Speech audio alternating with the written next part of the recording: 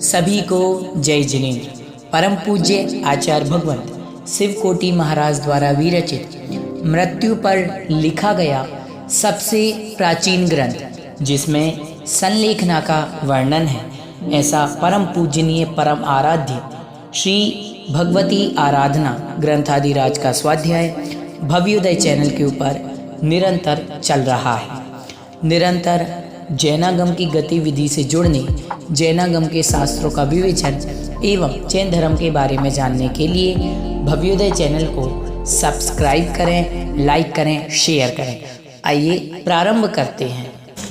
मंगलम भगवान वीरो मंगलम गौतमो गणी मंगलम कुंद कुंदाद्यो जैन धर्मो सुमंगलम सर्वमंगल मांगल्यम सर्वकल्याणिकारिकं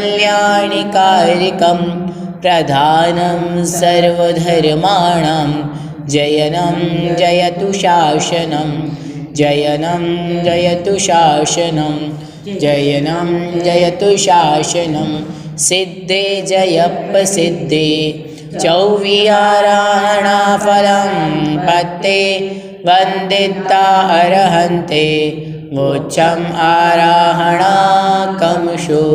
जय बोलिए देवादिदेव 1008 आदित्य दंगर आदिनाथ भगवान की। जय बोलिए आचार्य भगवंत शिवकोटि मुनि महाराज जी की। संत शिरोमणि आचार्य गुरुदेव विद्यासागर जी महाराज की। परम पूज्य मुनि पुंगव सुधा सागर जी महाराज, समस्त मुनि हरिका संघ की। कल गाथा नंबर 33 तक हमने चर्चा कर ली थी, आगे पढ़ते हैं। गण शब्द से 12 गण कहे, उन्हें धारण करने वाले गणधर आदि के विषय में आचार्य भगवंत ने बतलाया था और कहा था कि दुर्गति के मार्ग पर चलते हुए गणों को रत्नत्रय का उपदेश द्वारा जो धारण करते हैं, उन्हें सम्यक दर्शन आदि स्थापित करते हैं, वे गणधर 7 प्रकार की रिद्धियों को प्राप्त होते हैं। बुद्धि रिद्धि, तप रिद्धि, विक्रिया रिद्धि, औषधि रिद्धि, रस रिद्धि, बल रिद्धि और अक्षीण रिद्धि। 7 प्रकार की रिद्धियों को प्राप्त गणधर देव होते हैं, उन्हें नमस्कार हो। वे गणधर केवलियों द्वारा उपदिष्ट अर्थ को ग्रंथ रूप में गूंथते हैं और अरिहंत जो होते हैं वह 4 घातीय कर्मों के नासी, अर्थात 4 घातीय कर्म को नाश करके केवल ज्ञान को प्राप्त जो होते हैं, उन्हें अरिहंत कहते हैं। और अरिहंत भगवान की जो वाणी होती है उसको झेलने का जो काम करते हैं वो गणधरों का काम होता है। गणधरों उसे ग्रंथ का रूप देते हैं। शुद्ध ज्ञानावरण के शैवोपम से परोपदेश के बिना ज्ञानातिशय को प्राप्त वे बहुत ही बुद्धिमान होते हैं, ज्ञानी होते हैं। कल हमने ऐसी चर्चा की थी और आचार्य भगवंत ने हमारे लिए बतलाया था कि गणधरों की जो वाणी है, गणधरों की वाणी का मतलब केवली भगवान ने जो कहा, गणधरों ने जो सुना या गूथा और मुनियों द्वारा जो लिखे गए शास्त्र हैं वही तो आगम है। और उसे जो व्यक्ति मानता है, उस पर जो व्यक्ति चलता है, उसको जो धारण करता है, वही सम्यक दृष्टि है। इसके अलावा और किसी के भी वचन प्रमाण नहीं है, ऐसा आचार्य भगवंत ने बतलाया था। इनमें से किसी एक के द्वारा रचा गया सूत्र प्रमाण है, किंतु उसके अर्थ का कथन कौन विपरीत करता है और कौन अविपरीत करता है, ऐसी शंका होने पर अविपरीत अर्थ का कथन करने वाले का लक्षण आगे गाथा में कहेंगे। अर्थात कहा किसी ने कि कौन इसका विपरीत अर्थ ग्रहण कर लेता है, जैसे कि जो भगवान ने मार्ग बताया, जो भगवान ने दिव्य देशना में आया, गणधरों ने गूंथा और मुनियों द्वारा लिखित क्रम यही है, परंतु उसको कौन विपरीत अविपरीत किस प्रकार का करता है वो अगली गाथा में बताते हैं। गिहि दत्तो संविज्ञो अच्छुवदेशेण संकर्णिज्योः साचैव मंदधम्मो अच्छोवदे भणनिज्यो। कि जिसने सूत्र के अर्थ को ग्रहण किया संसार से भयभीत है, वह सूत्र के उपदेश में शंका करने योग्य नहीं है। वही ग्रहितार्थ मंद चारित्र वाला हो और सूत्र के व्याख्यान में भाज्य है। कहने का तात्पर्य यह है कि जिसने सूत्र का अर्थ अच्छी तरीके से ग्रहण करके उसे अपने मन में अवधारित किया और द्रव्य भाव परिवर्तन रूप संसार से डरता है, राग या द्वेष से विपरीत उपदेश करने पर मुझे मिथ्या दृष्टि होकर अनंत काल संसार का परिभ्रमण करना होगा, इस प्रकार का जिसे भय है वह सूत्रों के अर्थ का उपदेश करने में शंका करने योग्य बिल्कुल नहीं है। गाथा में आए हुए खू शब्द का अर्थ ही है, किंतु वही ग्रहितार्थ यदि मंद धर्मी है। यहाँ शब्द धर्म शब्द चारित्र का वाचक है, क्योंकि कहा है चारित्र ही धर्म है और धर्म है वह सम कहा है। अतः मंद धर्म का अर्थ मंद चारित्र लेना चाहिए, तो उसका व्याख्यान यदि सूत्र में के अनुसार अथवा युक्ति के अनुकूल हो तब ग्रहण करने योग्य है, अन्यथा नहीं। कहने का तात्पर्य यह है कि आचार्य भगवंत ने जो यहाँ पर स्वरूप बतलाया गया है कि जो अच्छी तरीके से जिन्होंने सूत्र के अर्थ को जान लिया, अर्थात जिनेंद्र भगवान ने जो सूत्र कहे मोक्ष मार्ग का जो उपदेश बतलाया उसको जिसने अच्छी तरीके से अपने मन मस्तिष्क में अवधारित कर लिया, समझ लिया और समझ करके वो संसार से डरता है। पंच परावर्तन रूप संसार है कि नहीं, द्रव्य भाव क्षेत्र काल और भाव, इस रूप जो संसार की भटकन है उससे डरता है। वो सोचता है कि भगवान कहीं भी संसार में भटक रहे हो। जब वो इसके मन में इस प्रकार की बातें आती है तो निश्चित रूप से उसको संसार से भय है कि नहीं। संसार से भय है तो फिर वो तो भगवान के वचनों में कैसे शंका करेगा। वो तो भगवान के वचनों में शंका कर ही नहीं सकता, उसको तो भगवान के वचनों पर श्रद्धा है, विश्वास है। तो फिर आगे गाथा 35 में बताते हैं, धम्मा धम्मा गासाणी पोगला काल दव जीवेया आणाए सद्दहंतो सम्मत्ताराहणा भणिदो। कह रहे हैं आचार्य भगवान, धर्म द्रव्य अधर्म द्रव्य आकाश द्रव्य पुद्गल द्रव्य काल द्रव्य जीव द्रव्य को आज्ञा से श्रद्धा करने वाला सम्यक का आराधक होता है। कोई जिज्ञासा करे कि क्या जो विस्तार पूर्वक सूत्र के अर्थ को जानकर श्रद्धा करता है वही सम्यक दृष्टि है, वही सम्यक का आराधक है। ऐसी शंका करने पर आचार्य उत्तर देते हैं कि सम्यक दृष्टि अन्य भी हैं, जो 6 द्रव्यों को आज्ञा से श्रद्धान करने वाला सम्यक का आराधक होता है। भगवान ने बताया ये संसार कैसा है, 6 द्रव्यमयी, कि नहु न करे न धरे को, 6 द्रव्यमयी न हरे को। ये संसार को न किसी ने बनाया है, न कोई संसार को चलाने वाला है, ना ही कोई संसार का अंत कर सकता है। ये तो संसार अनादि काल से है और अनंत काल तक रहेगा। ये तो स्वयं परिणमित होता है, इसको कोई भी बदलने की चेष्टा करता ही नहीं है। ऐसा कोई शक्तिशाली व्यक्ति नहीं है कि वो सोचे कि पंचम काल 21,000 वर्ष का है तो पंचम काल को जल्दी समाप्त कर दिया जाए, या छठा काल आने वाला है वो काल आए ही ना, आगे दूसरा काल आ जाए। तो ऐसा संभव ही नहीं है, क्योंकि जो प्रकृति का नियम है, जो संसार का नियम है, उसको कोई भी परिवर्तित नहीं कर सकता। कम बेसी तो हो ही जाता होगा। हाँ, कम बेसी तो हो ही जाता होगा। नहीं, वो तो देखो लोग छठे का अभी पंचम काल तो इतने दुख आ रहे हैं, इतनी परेशानी आ रही है, इतने अकाल पड़ रहे हैं, ये सब तो पहले ही हो रहा है। नहीं, वो दुख संकट तकलीफें आना अलग चीज है। जैसे जो काल का टाइमिंग है, हाँ, वो तो फिक्स रहेगा। काल का टाइमिंग 21,000 वर्ष है। 21,000 वर्ष तो कम होने वाले नहीं है। एक बार अभी सुधा सागर जी ने बताया था कि किसी ने बताया 2,500 वर्ष बाकी है, किस हिसाब से ऐसा है, ऐसा तीन तरह से बताया। नहीं, वो अपेक्षाकृत कथन होगा, लेकिन जैसे 21,000 वर्ष है, पंचम काल का समय क्या है, 21,000 वर्ष है। अब आप भाई एक काम करो कि भाई 5 साल का 10 साल का 365 दिन के अपन जो दिन मानते हैं, 365 दिन के एक साल मानते कि नहीं मानते? उसके हिसाब से अपन गणना करें तो 21,000 वर्ष का लगभग बतलाया गया है। आचार्य भगवंतों ने कितने का बतलाया गया है? 21,000 वर्ष का बतलाया। तो अपन तो अभी इसी हिसाब से अपनी गणित लगाते कि नहीं लगाते कि भैया 365 दिन के हिसाब से एक साल होता है। ऐसे 2024 निकल गया, ऐसे एक साल फिर 2023 निकल गया, 24 निकल गया, 25 निकल गया, 26 निकल गया, ऐसे एक साल मानते हैं। तो इसके हिसाब से लगभग अपन यही मानते हैं कि 21,000 वर्ष अभी पंचम काल के मतलब हैं, लेकिन उसमें से 2,000 वर्ष लगभग निकल चुके हैं। वो उतना समय निकल चुका है। अब जैसे 2024 चल रहा है तो अपन देखते 2024 वर्ष लगभग निकल चुके हैं। यही सोचते कि नहीं सोचते? इतने वर्ष अभी निकल चुके हैं और भगवान महावीर स्वामी को मोक्ष गए 2025 मतलब अर्थात 2550 हाँ 2550 वर्ष लगभग महावीर भगवान को हो चुके, निर्वाण गए हुए।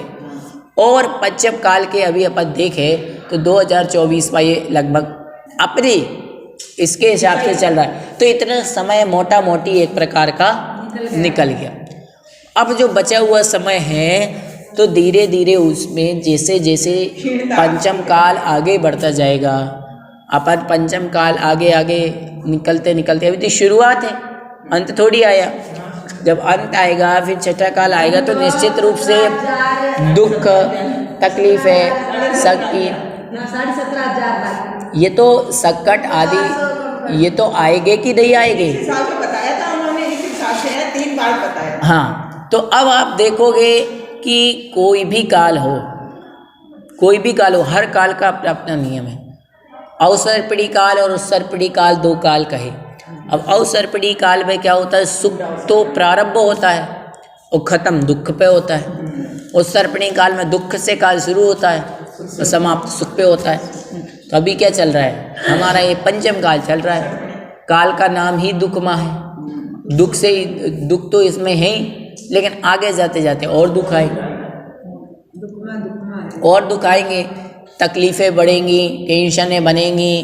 किसी को मानसिक दुख है, किसी को शारीरिक दुख है, किसी को किसी प्रकार का दुख है। संसार में दुख तो सभी को है।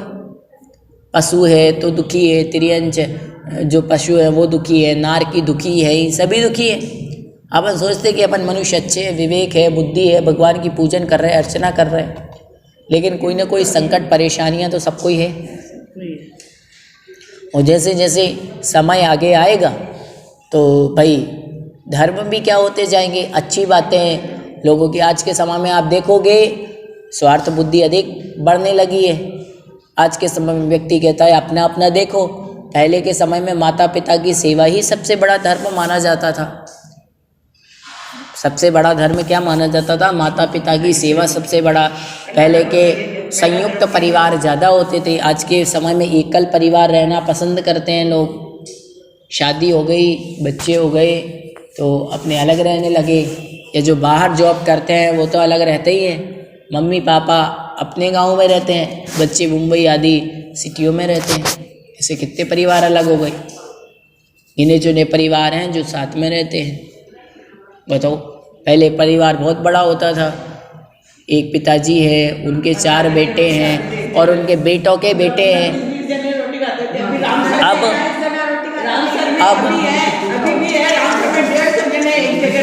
तो कितने हैं ऐसे? 1 है, 2 है, 3 है, 5 है, 10 है, बस गिने चुने परिवार है। तो जैसे जैसे समय आगे बढ़ेगा वैसे वैसे क्या होते जाएगा कि जो पंचम काल का समय बढ़ेगा वैसे वैसे इसमें क्या होते जाएगा? डाउनफॉल। धीरे धीरे इसमें कमती आती जाएगी। पाप की तो मात्रा बढ़ने लगेगी, वो धर्म की मात्रा, सत्कर्मों की, अच्छे कामों की, अच्छी भावनाओं की मात्रा क्या होने लगेगी? कम होने लगेगी। तो ये क्या कहलाता है? काल का प्रभाव। आगे आचार्य भगवंत कहते हैं कि जीव और पुद्गल में अपने रहने के आकाश से अन्य देश में गमन हलन चलन रूप पर्यायों के द्वारा पर के प्रयोग से अथवा स्वभाव से होता है। अतः गतिमान ये 2 द्रव्य ही हैं। क्रिया रहित पर्याय क्रिया रहित होने से अन्य द्रव्यों में गति नहीं। इन दो द्रव्यों की गति पर्याय का बाह्य गति हेतुत्व नामक गुण को जो धारण करता है वह धर्म है, और जो उस गुण को धारण नहीं करता वह अधर्म है। यद्यपि जीवादिक में गति हेतुता का साधारण धर्म रहता है, तथापि उनमें धर्म की प्रवृत्ति नहीं है। उन्हें धर्म के नाम से नहीं कहते, क्योंकि रूढ़ी शब्द प्रतिनियत विषयों में रहते हैं, यह पहले ही कहा है। अथवा जो स्थिति का उदासीन हेतु है वह अधर्म द्रव्य है। जीवादिक द्रव्य की स्थिति उदासीन हेतु नहीं है। ये दोनों धर्म और अधर्म द्रव्य असंख्यात प्रदेशी हैं, एक हैं, सूक्ष्म और निष्क्रिय हैं, तथा इनमें रूप रस आदि गुण नहीं रहते। आकाश द्रव्य अनंत प्रदेश वाला है और सब द्रव्यों को अवकाश देने में की शक्ति युक्त है। पुद्गल तो स्पर्श रस गंध गुण वाला है। उनके अणु और स्कंद ये दो भेद हैं। काल तो निश्चय और व्यवहार के भेद से दो भेद वाला है। जीव उपयोग गुण वाला है। इन द्रव्यों का जो आप अर्थात जिनेंद्र भगवान ने कहा उस आज्ञा से जो श्रद्धान करता है कि 6 द्रव्य हैं, निक्षेप नयादि के द्वारा जानकर श्रद्धा नहीं रखता, वह सम्यक का आराधक होता। कहने का तात्पर्य यह है कि आचार्य भगवत ने 6 द्रव्यों का स्वरूप बतलाया है।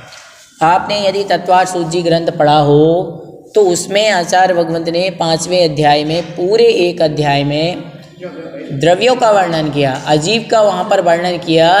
जीव का तो पहले दूसरे तीसरे चौथे अध्याय में कर चुके, लेकिन उन्होंने बहुत अच्छे तरीके से वहाँ पर द्रव्यों का स्वरूप बताया है। द्रव्य संग्रह आप पढ़ेंगे तो पूरा ही ग्रंथ द्रव्यों के ऊपर है। द्रव्यों का पूरा स्वरूप बहुत अच्छी तरीके से बतलाया है। तो आचार्य भगवंत ने यहाँ पर थोड़ी सी बात में अपना कथन पूरा कर दिया कि जो उपयोग लक्षण वाला है वह जीव है, जिसमें उपयोग होता है वह जीव है। और उपयोग 2 प्रकार का, ज्ञानोपयोग दर्शनोपयोग। ज्ञानोपयोग के 8 भेद और दर्शनोपयोग के 4 भेद, ये भी हम पढ़ करके आए हैं। जीव के आचार्य भगवंत ने बतलाया संसारी और मुक्त 2। जो संसार में रहते वो संसारी, और जो संसार से मुक्त हो गए सिद्ध बन गए वो मुक्त जीव। संसारी जीव के आचार्य भगवंत ने त्रस और स्थावर भेद किए हैं, फिर त्रस और स्थावर के भेद बता दिए। स्थावर 5 और त्रस 2, 3, 4 पंचेंद्रिय को उन्होंने त्रस कह दिया। पंचेंद्रिय की सैनी और असैनी 2 भेद बताए, और 1 इंद्रिय से लेकर के 4 इंद्रिय तक के तो असैनी होते ही हैं। जीव के बारे में बताया, और संसार में जीव अनंत होते हैं और एक जीव के जो प्रदेश हैं वो असंख्यात होते हैं। ये जीव के बारे में बताया।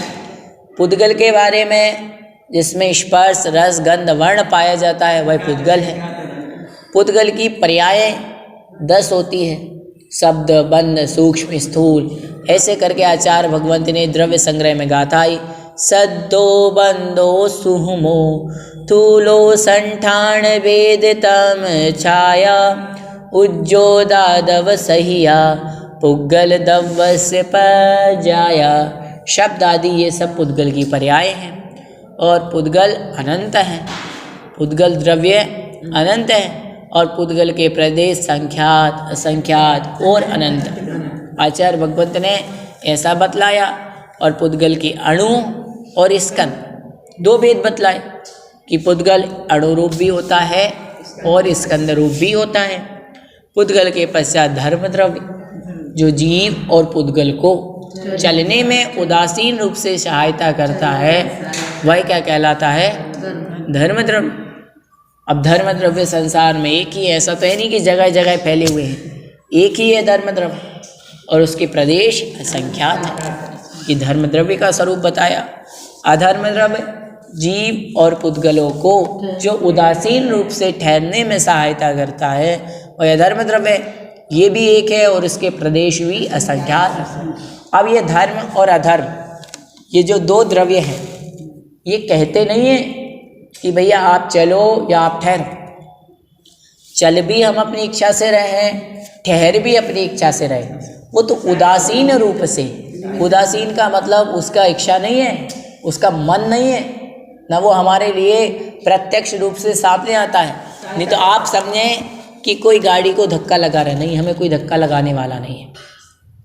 बस मात्र वो एक प्रकार का धर्म द्रव्य अधर्म द्रव्य है जिसके निमित्त से हम लोग संसार में परिभ्रमण करते हैं, चलते हैं, ठहरते हैं, बैठते हैं, उठते हैं। यदि धर्म और अधर्म द्रव्य ना हो तो चलना फिरना क्या हो जाएगा? बंद हो जाएगा। लेकिन वो खुद आगे होकर के कोई भी क्रिया नहीं करते। फिर आ गया आकाश द्रव्य। अपने धर्म में यही है, बाकी वो लोग तो जानते ही नहीं, इतना सूक्ष्म है नहीं तो। देखो, अपने जैन धर्म में पूरा वैज्ञानिक जैन धर्म है, ऐसा कुछ भी नहीं है कि जिसका उत्तर जैन धर्म के पास ना हो। प्रत्येक चीज का आचार भगवंत ने बहुत अच्छी तरीके से बतलाया है। क्या जब चल पा रहे हैं तो क्यों, रुक पा रहे हैं तो क्यों, परंतु अब हमारी इतनी शक्ति, इतनी क्षमता नहीं है कि भाई धर्म द्रव्य तो अचेतन है, अमूर्तिक है, ना तो उसको हम देख सकते हैं, ना इंद्रियों के माध्यम से जान सकते हैं, ना समझ सकते हैं। हाँ, वो तो केवली भगवान का विषय है। अब आप सोचो भैया कहाँ दिख रहा है धर्म द्रव्य? किसी दूसरे को अपन कहे तो उसको समझ जब उसमें स्पर्श रस गंध वर्ण है ही नहीं तो किस यंत्र के माध्यम से जाना जाएगा? जानोगे तो हम पुद्गल को ही जान सकते हैं, वो भी स्कंद को, अणुरूप को तो हमारे पास इतनी शक्ति नहीं है। तो इसलिए बहुत सारी बातें ऐसी होती है जिन्हें आपने नहीं देखा फिर भी विश्वास करना पड़ता है। पूर्व के समय में, आज से सैकड़ों वर्षों पहले, किसी भी प्रकार का कोई यंत्र आदि नहीं था हमारे पास। हमें नहीं पता होता था, जब बचपन से कहते थे कि इन पापा मम्मी ने पाला तो यही पापा मम्मी है, यही दादा दादी है, यही चाचा चाची है। कई लोग मूवी में देखते थे, बड़े होते थे, ये पापा मम्मी है, बाद में पता चलता था ये तो मेरी माँ नहीं है, ये तो इन्होंने हमें गोद ले लिया। पता टीवियों में नहीं देखा, 20 हकीकत में भी होता है। कोई गोद ले ले और 20 वर्ष बाद, 25 वर्ष बाद पता चलता है हमने तो तुम्हें गोद लिया था। लेकिन एक बात बताओ, अपन को मालूम थोड़ी है कि किसने क्या किया, किसने क्या नहीं। लेकिन फिर भी हम जन्म से जिन माता को, जिन पिता को, जिन दादा दादी को देखते हैं, उनको ही हम क्या मानते हैं? अपना उनसे ही प्रमाण थोड़ी मानेंगे। बताओ, आपके पास कोई फोटो है बचपन की, या कोई ये चीज़ है क्या? सुनो तो सही, वो आज के समय है, सैकड़ों वर्षों पूर्व फोटो आदि नहीं चलती थी, उसकी मैं चर्चा कर रहा हूँ। तो उस समय अपन प्रमाण थोड़ी मांगते थे, बताओ, नहीं मांगते थे। आज के समय में भी हम अपने माता पिता से ये तो कहते नहीं है कि भैया आप ही हमारे माता पिता हो या नहीं। क्यों? आज के समय में देखो, जन्म प्रमाण पत्र बन जाता है, छोटे छोटे बचपन की हमारी फोटोएं होती हैं, कई प्रकार के डॉक्टरों द्वारा टेस्ट हो जाते हैं, उससे पता चल जाता है, उससे पता चल जाता है। लेकिन कहने का मतलब एक विश्वास का जो नाता होता है, एक श्रद्धा का जो नाता होता है, उससे ही क्या होता है? हर एक चीज़ होती है। तो हर चीज़ के प्रमाण नहीं दिए जाते। रोज़ अपनी माँ से कोई ये नहीं पूछेगा कि रोटी तुमने अच्छी बनाई कि नहीं, कुछ इसमें कुछ गड़बड़ डाला कि नहीं, पहले तुम खाओ फिर हम खाएंगे। पहले राजा महाराजाओं का भोजन बनता था तो राजा महाराजाओं को जो भोजन थाली में दिया जाता था, पहले एक व्यक्ति वो चख करके देखता था कहीं इसमें किसी भी प्रकार का जहर आदि तो नहीं है, फिर वो राजा महाराजा को दिया जाता था। समझ रहे हो? तो अब अपन ऐसे थोड़ी करेंगे, उसके लिए प्रमाण की आवश्यकता नहीं है। तो वो किस पर चल रहा है? विश्वास पे चल रहा है। पर आपको जब धर्म में श्रद्धा ही नहीं होगी, कहा जाता है धर्म में कुतर्क नहीं होता। समझ रहे हो? और भगवान के वचनों में भी अपन को तर्क नहीं करना चाहिए। भगवान ने जो वचन कहे वो श्रद्धा करो। समझ में आ रहा है तो बात अलग है, नहीं समझ में आ रहा है तो तर्क वितर्क करने की जरूरत नहीं है। क्यों? समझ लो एक बात, तर्क वितर्क आप कब करें? जब हम उतने शास्त्र पढ़ें। अब आपने कोई शास्त्र पढ़े नहीं, जैन धर्म के कोई ग्रंथ पढ़े नहीं, जैन धर्म का आपको कोई नॉलेज है नहीं, जैन धर्म के आप ABCD तो जानते नहीं हो, जैन धर्म के 24 तीर्थंकरों का इतिहास तो मालूम नहीं है, जैन धर्म का स्वरूप तो पता नहीं है, जैन धर्म कैसे 6 द्रव्यों पर पूरा संसार जैन धर्म में चलता है, 7 तत्व क्या है, कर्म व्यवस्था क्या है, कैसे 3 लोक का वर्णन है, कुछ तो ज्ञान है नहीं। और बस आपने तर्क वितर्क कर दिए, कोई पॉइंट करे। तर्क वितर्क आप जब करो जब आप शास्त्रों का अध्ययन कर लें, जब तो आप तर्क वितर्क करने के योग्य। कोई भी नया व्यक्ति आ गया, अच्छा ये बताओ, अच्छा ये बताओ, अच्छा ये बताओ, ऐसे कैसे बताओ भैया? पहले आप ज्ञान प्राप्त करो, तब आप समझने की आपके अंदर बुद्धि उत्पन्न होगी, तब जाके आप वो हमारी बात समझ पाओगे। अब आपको ज्ञान तो है नहीं, किसी को ज्ञान कुछ नहीं है, बोले संसार ऐसे कैसे बढ़ा, और आप उसको त्रिलोक परिणति त्रिलोक सार के हिसाब से 3 लोक का स्वरूप बता रहे। अब किसी को भाग 1 भाग 2 तो आता नहीं। हाँ, अब आप जब पढ़ोगे तो अपने आप पता चलेगा कि हाँ भाई ऐसा होता है, ऐसा नहीं होता। बताओ, बच्चा छोटा सा होता है, आपको एक उदाहरण बताएं। एक बार एक बच्चा था, उस बच्चे को बचपन से ही एक कमरे में बंद रखा गया और कमरे के बाहर नहीं निकलने दिया। तो बच्चा सोचता है कि ये कमरा ही सारी दुनिया है और मेरे लिए तो एक खिड़की बनी, इसमें से खाना आता है, इसमें से पानी आता है, वो भगवान जी भेज देते हैं और मैं तो खा लेता हूँ। ऐसे करते करते वो बड़ा हो गया और उसकी दिमाग में यही था कि ये इतना ही संसार, और कुछ नहीं है, इस कमरे में ये इतना ही जगह है। और जब बड़ा होकर के वो बाहर निकला तो उसने देखा कि दुनिया तो बहुत है। समझ रहे हो? फिर उसको समझने में कितना समय लग गया, वो कोई चीज़ जानता ही नहीं था कि ये क्या होता है, ये क्या होता है, ये क्या होता है ये। अब वो बाहर जाए, अरे ये चीज़ क्या है, ये पेड़ ऐसा होता है क्या, ये आसमान ऐसा होता है क्या? हमारे यहाँ तो, मेरे घर में तो आसमान है ही नहीं, हमारे संसार में तो आसमान है ही नहीं। तो ऐसा नहीं है, पहले हमारे लिए धर्म को पढ़ने के लिए उतनी बुद्धि प्राप्त करनी होगी, तब जाकर के आपको समझ में आएगा। कहते हैं ना, आगम के नेत्रों से देखो। मुनिराज के लिए क्या कहा? आगमी नेत्र बताए उनके लिए। तो भगवान के आज हम लोग हैं, हमारे लिए क्या है? मोक्ष मार्ग में बढ़ना है तो जिनवाणी ही है। आज जितनी भी हमारे पास अच्छी चर्चाएं हैं, समझ लो, जो भी अच्छी क्रियाएं, चर्चा परिचर्चा, जो भी हमें ज्ञान है वो जिनवाणी से प्राप्त है कि किस प्रकार से मुनिराजों के मूल गुणों की व्यवस्था है, किस प्रकार से पूजन करना, किस प्रकार से स्वाध्याय करना, स्वाध्याय करने का तरीका क्या है, पूजन करने का तरीका क्या है, अभिषेक करने का तरीका क्या है, ये शास्त्रों से पता चला भाई। नहीं तो आप कहोगे किसने कहा कि धोती दुपट्टे पहन के ही अभिषेक करना चाहिए? किसने कहा? हम तो भाई पैंट शर्ट पहन के भी कर लेंगे। नहीं, आचार्य भगवंतों ने कहा कि अखंड वस्त्र पहन करके पूजा अभिषेक करना, शांत्यारा करना, शुद्ध वस्त्र पहन करके मंदिर जाना। अब शुद्ध वस्त्र का मतलब ये नहीं है कि उसके वस्त्रों के ऊपर 8 दिन के गंदे कपड़ों के ऊपर परफ्यूम डाल दिया तो शुद्ध हो गया, छींटे डाल दिए तो शुद्ध हो गए। छींटे डालने से शुद्ध नहीं होता, समझ रहे हो?